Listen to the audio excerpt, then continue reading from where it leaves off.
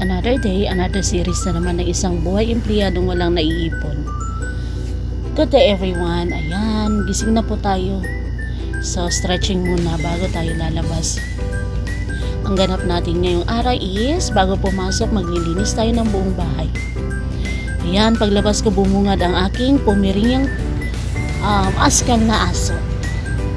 Bitbit ko na rin yung dustpan at saka walis. Yan po ang everyday na routine natin. So gusto ko kasi malinis ang bahay bago tayo aalis. Ayan, malinis na. Kailangan malinis na malinis.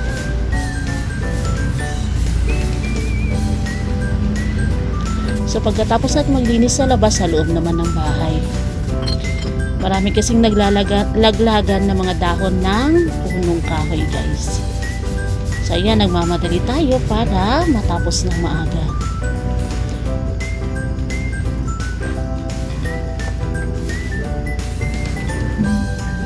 So ayan, tinatapon natin sa labas ang mga dahon na naipon natin. Ganyan ang araw-araw nating routine. O tingnan nyo, diba? Ang linis tingnan, so masarap sa pakiramdam. Pagkatapos nating maglinis, nagsaing na rin po tayo. Kailangan kasi nating magbaon ng kanin sa work.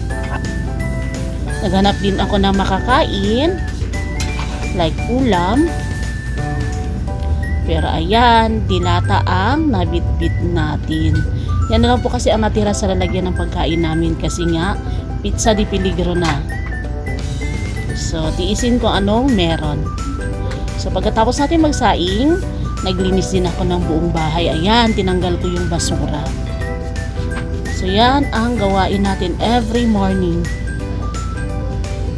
So, nagwalis na rin po ako sa loob para pagbalik ko mamayang hapon, malinis na.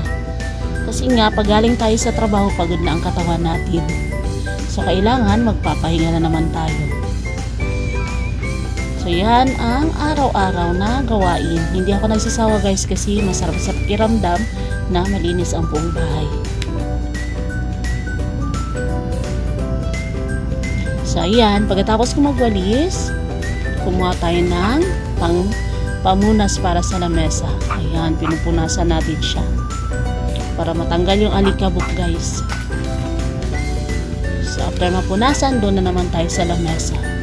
Ayusin na natin para pagbalik natin mamayang hapon, maganda na siya tingnan.